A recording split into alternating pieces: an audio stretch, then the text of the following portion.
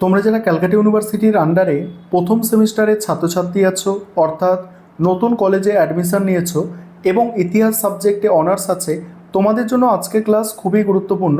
আজকের ক্লাসে তোমাদের ডিএসসিসি 1 পেপার, অর্থাৎ যে পেপারটা তোমাদের 75 মার্কস অর্থাৎ 75 নম্বরের পরীক্ষা হবে, এই পেপার থেকে গুরুত্বপূর্ণ প্রশ্ন উত্তর নিয়ে আলোচনা করব।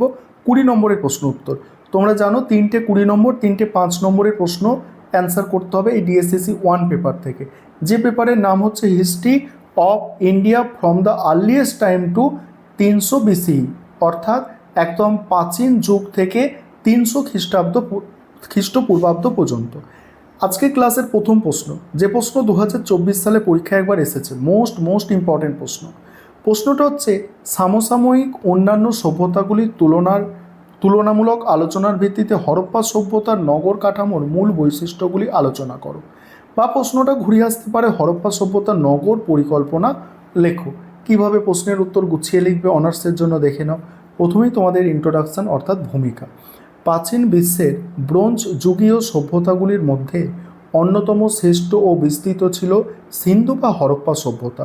সমসাময়িক মিশরীয় সভ্যতা নীল নদের তীরে এবং মেসোপটেমীয় সভ্যতা টাইগ্রিস ইউফ্রেটিস নদীর উপত্যকায় গড়ে উঠলেও নগর কাঠামোর উৎকর্ষ এবং নাগরিক স্বাচ্ছন্দ্যের বিচারে হরপ্পা সভ্যতা সমকালীন সমস্ত সভ্যতাকে বহুলাংশে অতিক্রম করেছিল।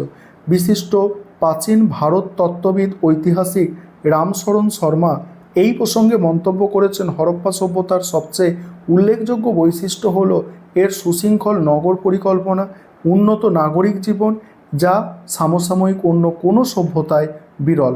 এবার কি বলা হচ্ছে দেখো, মেসোপটেমিয়া বা মিশরের নগরগুলি যেখানে অনেকটাই অপরিকল্পিতভাবে এবং বিশৃঙ্খলভাবে গড়ে উঠেছিল সেখানে হরপ্পা, মহেঞ্জোদারো বা কালীবঙ্গানের নগরগুলি ছিল পূর্ব পরিকল্পিত এক বিস্ময়কর স্থাপত্যবিদ্যার নিদর্শন। তারপর হচ্ছে হরপ্পা সভ্যতার নগর পরিকল্পনা। কি বলা হচ্ছে দেখো, হরপ্পা সভ্যতার নগর পরিকল্পনার ক্ষেত্রে প্রথম পয়েন্ট হচ্ছে সুপরিকল্পিত নগর বিন্যাস ও জ্যামিতিক রাস্তাঘাট। এখানে দেখো হরপ্পার শহরগুলির সবচেয়ে বড় বৈশিষ্ট্য হলো এর গ্রিড সিস্টেম বা দাবা খেলার ছকের মতো নগর বিন্যাস। শহরের প্রধান রাস্তাগুলি ছিল সোজা এবং প্রশস্ত, যেগুলো 9 থেকে 34 ফুট পর্যন্ত চওড়া ছিল, যা একে অপরকে ঠিক সমকোণে ছেদ করেছে। এর ফলে সমগ্র শহরটি কয়েকটি আয়তক্ষেত্রাকার ব্লকে বিভক্ত হয়ে যেত। প্রধান রাস্তা থেকে একাধিক ছোট গলি বেরিয়ে যেত। তারপর কি সমসাময়িক মেসোপটেমিয়ার উর বা ব্যাবিলন শহরের রাস্তাগুলি ছিল গোলক ধাঁধার মতো আঁকাবাঁকা ও সংকীর্ণ, কিন্তু হরপ্পার এই নিখুঁত জ্যামিতিক নগর বিন্যাস ছিল অত্যন্ত সুশৃঙ্খল ও আধুনিক চিন্তাধারার ফসল। তারপর পোড়া মাটির ইটের ব্যবহার ও গৃহ নির্মাণের শৈলী। নগর ও গৃহ নির্মাণে হরপ্পাবাসীরা উন্নত মানের পোড়া ইট ব্যবহার করত। আশ্চর্যের বিষয় হলো সমগ্র সভ্যতা জুড়ে ইটের মাপের মধ্যে একটি নির্দিষ্ট জ্যামিতিক অনুপাত কঠোরভাবে বজায় ছিল। সমসাময়িক মিশরে মূলত পাথর এবং মেসোপটেমিয়ায় রোদে শুকানো কাঁচা ইটের ব্যবহার দেখা গেলেও হরপ্পায় ব্যাপকভাবে আগুনে পোড়ানো ইট ব্যবহার এই সভ্যতাকে দীর্ঘস্থায়িত্ব দিয়েছিল। আর প্রতিটি বাড়িতে একটি খোলা উঠান, একাধিক শয়নকক্ষ, রান্নাঘর এবং নিজস্ব কূপ বা কুয়ো থাকত। গোপনীয়তা ও ধুলোবালি থেকে রক্ষার জন্য বাড়ির দরজা জানলা প্রধান রাস্তার দিকে না রেখে ভেতরে গলির দিকে খোলা হতো। তারপর কি উন্নত পয়ঃপ্রণালী ও জলনিকাশি ব্যবস্থা। হরপ্পা সভ্যতার জলনিকাশি ব্যবস্থা ছিল প্রাচীন বিশ্বের এক চরম বিস্ময়। প্রতিটি বাড়ির স্নানাগার ও শৌচাগারের দূষিত জল ছোট নর্দমার মাধ্যমে রাস্তার ঢাকা প্রধান নর্দমায় গিয়ে পড়তো। তখন আর কি ঢাকা দেওয়া নর্দমা ছিল, ঠিক আছে। রাস্তার নর্দমাগুলি পোড়া ইট বা পাথরের স্ল্যাব দিয়ে ঢাকা থাকতো এবং নির্দিষ্ট দূরত্বে ময়লা পরিষ্কার করার জন্য ম্যানহোল বা সোপ কিটের ব্যবস্থা ছিল। তারপর হচ্ছে সমসাময়িক মিশর বা মেসোপটেমিয়ায় এমন পরিচ্ছন্নতার ধারণা সম্পূর্ণ অনুপস্থিত ছিল। এই অসাধারণ ব্যবস্থা সম্পর্কে প্রখ্যাত ঐতিহাসিক এল ব্যাসাম মন্তব্য করেছেন, রোমান সাম্রাজ্যের আগে প্রাচীন বিশ্বের অন্য কোনো সভ্যতায় হরপ্পার মতো এত নিখুঁত ও উন্নত জলনিকাশি ব্যবস্থা ছিল না। তারপরে কি পরের পয়েন্ট হচ্ছে দ্বিস্তরীয় শহর বিভাজন। এখানে কি বলা হচ্ছে দেখো, হরপ্পার প্রায় প্রতিটি শহর ছিল প্রধানত দুটি ভাগে বিভক্ত। শহরের পশ্চিমাংশে একটি উঁচু কৃত্রিম ঢিবির ওপরে দুর্গ বা সিটাডেল অবস্থিত ছিল, যাকে ঘিরে সুউচ্চ প্রাচীর থাকত। ঐতিহাসিকদের মতে এখানে শাসক শ্রেণী বা অভিজাতরা বসবাস করতেন এবং এখানে গুরুত্বপূর্ণ প্রশাসনিক ভবনগুলি অবস্থিত ছিল।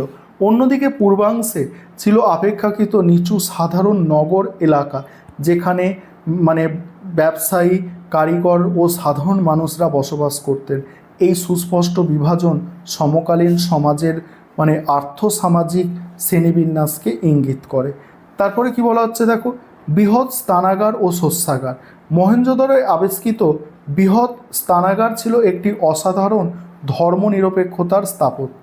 প্রায় 39 ফুট লম্বা, 23 ফুট চওড়া, 8 ফুট গভীর এই স্নানাগারটি জল নিরোধক বিটুমিন প্রলেপ দিয়ে তৈরি ছিল এবং এর চারপাশে পোশাক পরিবর্তনের ছোট ছোট কক্ষ ছিল। অন্যদিকে হরপ্পায় আবিষ্কৃত বিশাল শস্যাগার ছিল আধুনিক ব্যাংকের মতো রাষ্ট্রীয় মজুদ ভাণ্ডার। নদীপথে শস্য পরিবহনের সুবিধার্থে নদীর তীরে মূল শস্যাগারগুলি নির্মিত হতো। মিশরের মতো এখানে সুবিশাল পিরামিড বা মেসোপটেমিয়ার মতো সুউচ্চ মন্দির না থাকলেও জনকল্যাণমূলক এই নির্মাণগুলি হরপ্পাবাসীকে বাস্তবমুখী চিন্তার প্রমাণ দেয়। এবার উপসংহারটা তোমরা দেখে নাও, উপসংহারটা আর আলোচনায় আসছি না। এবার পরের প্রশ্ন নিয়ে আলোচনা করব, পরের প্রশ্ন উত্তর। এই প্রশ্নটা তোমাদের এই প্রশ্নটা তোমাদের 5 নম্বরের প্রশ্ন, ঠিক আছে। এটা কিভাবে লিখবে দেখে নাও। এটাও 2024-এ এসেছে, নব্যপ্রস্তর বা তাম্রপ্রস্তর যুগের, নব্যপ্রস্তর ও তাম্রপ্রস্তর যুগের পার্থক্য, ঠিক আছে। এই প্রশ্নের উত্তরটা নিয়ে আলোচনা করব। তার আগে যে বিষয়টা তোমাদের বলার আছে, তোমাদের জন্য অনলাইন কোচিং ক্লাস চলছে। তোমরা যদি কেউ পেড ব্যাচে অ্যাডমিশন নিতে ইচ্ছুক থাকো বা আমাদের থেকে স্টাডি মেটেরিয়াল অর্থাৎ PDF নোটস কিনতে চাও, তাহলে তোমরা স্ক্রিনে দেওয়া নম্বরে যোগাযোগ করতে পারো। আর যারা পেড ব্যাচে অ্যাডমিশন নেবে ভাবছো, দেরি করবে না, কারণ প্রথম থেকেই তোমাদের প্রস্তুতিটা শক্ত হলে অনার্স পড়তে কিন্তু পরবর্তীকালে অনেক সুবিধা হবে এবং যতটা লেখার দরকার ততটাই এই নোটসের মধ্যে অন্তর্ভুক্ত করা হয়েছে। দেখো পার্থক্যটা বোঝো। এবার প্রথমেই কী লিখতে হবে, ভূমিকা। সেখানে কী লিখবে দেখো, মানব সভ্যতার বিবর্তনের ইতিহাসে নব্যপ্রস্তর যুগ এবং তাম্রপ্রস্তর যুগ দুটি অত্যন্ত গুরুত্বপূর্ণ পর্যায়। নব্যপ্রস্তর যুগে মানুষ প্রথম কৃষিকাজ শেখে এবং তাম্রপ্রস্তর যুগে ধাতুর ব্যবহার শুরু হয়। প্রখ্যাত প্রত্নতাত্ত্বিক ও ঐতিহাসিক গর্ডন চাইল্ড এই যুগান্তকারী পরিবর্তন সম্পর্কে বলেছেন, নব্যপ্রস্তর যুগ হল মানব ইতিহাসের প্রথম মহান অর্থনৈতিক বিপ্লব, যা মানুষকে কেবল খাদ্য সংগ্রাহক থেকে খাদ্য উৎপাদকে পরিণত করেছিল। এই দুই যুগের মধ্যে বেশ কিছু মৌলিক পার্থক্য পরিলক্ষিত হয়। এবার হচ্ছে নব্যপ্রস্তর ও তাম্রপ্রস্তর যুগের মধ্যে পার্থক্য। প্রথম হচ্ছে হাতিয়ার ও উপকরণের ব্যবহার। নব্যপ্রস্তর যুগে মানুষের ব্যবহৃত প্রধান হাতিয়ার ছিল মসৃণ ও ধারালো পাথরের তৈরি অস্ত্র। এই যুগে ধাতুর ব্যবহার মানুষের অজানা ছিল। অন্যদিকে তাম্রপ্রস্তর যুগে মানুষ পাথরের পাশাপাশি প্রথমবারের মতো তামা নামক ধাতুর ব্যবহার শুরু করে। তামা ও পাথরের মিশ্রণের তৈরি হাতিয়ার এই যুগকে প্রযুক্তিগতভাবে অনেক বেশি উন্নত করে তোলে। তারপর হচ্ছে অর্থনীতি ও জীবনযাত্রা। নব্যপ্রস্তর যুগের অর্থনীতি মূলত প্রাথমিক পর্যায়ে কৃষিকাজ ও পশুপালনের ওপর নির্ভরশীল ছিল। মানুষ এই যুগে যাযাবর জীবনযাপন ত্যাগ করে প্রথম স্থায়ী গ্রাম্য বসতি গড়ে তোলে। তাম্রপ্রস্তর যুগে কৃষির ব্যবস্থার ব্যাপক উন্নতি ঘটে এবং উদ্বৃত্ত ফসল উৎপাদনের ফলে ব্যবসা বাণিজ্যের সূচনা হয়। এই যুগের অর্থনীতি কেবল গ্রামভিত্তিক ছিল না, বরং নগর সভ্যতার প্রাথমিক ভিত্তিও এই যুগে রচিত হয়। তারপর হচ্ছে মৃৎশিল্পের বিকাশ। এখানে কি বলা হচ্ছে, নব্যপ্রস্তর যুগে মানুষ প্রথম কুমোরের চাকার মাটির পাত্র তৈরি করতে শেখে। এই যুগে মাটির পাত্রগুলি ছিল মূলত সাদামাটা ও দৈনন্দিন দৈনন্দিন সাধারণ প্রয়োজনের জন্য তৈরি। কিন্তু তাম্রপ্রস্তর যুগে মৃৎশিল্প ছিল অনেক বেশি উন্নত ও বৈচিত্র্যময়। এই যুগে লাল ও কালো রঙের নকশা করা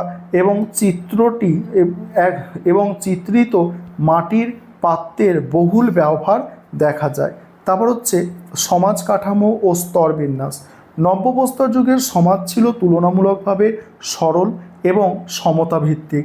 সেখানে সম্পদের ব্যক্তিগত মালিকানা বা মানে তীব্র শ্রেণী বিভাজন সেভাবে গড়ে ওঠেনি। তাম্রপ্রস্তর যুগে সমাজ কাঠামো ছিল মানে সমাজ কাঠামো জটিল আকার ধারণ করে। সমাজে ধাতু শিল্পী, তারপরে হচ্ছে ব্যবসায়ী ও কারিগরদের মতো নতুন পেশার উদ্ভব ঘটে এবং সম্পদের বৈষম্যের কারণে সমাজে স্পষ্ট স্তরবিন্যাস দেখা যায়। তারপর হচ্ছে ধর্মীয় বিশ্বাস ও রীতিনীতি। নব্যপ্রস্তর যুগে মূলত মানুষ প্রকৃতির বিভিন্ন শক্তি, মাতৃ দেবীর আরাধনা করত। তাদের ধর্মীয় বিশ্বাস ছিল সহজ সরল। তাম্রপ্রস্তর যুগে ধর্মীয় বিশ্বাস ও রীতিনীতি অনেক বেশি সুসংগঠিত। এই যুগে উপাসনার নানা প্রতীকী রূপ ও মৃত্যুর পর পরলৌকিক জীবনের ধারণার উপর ভিত্তি করে জটিল অন্ত্যেষ্টিক্রিয়ার রীতিও প্রচলন শুরু হয়। এবার উপসংহার দিয়ে প্রশ্নের উত্তর তোমাদের শেষ করতে হবে।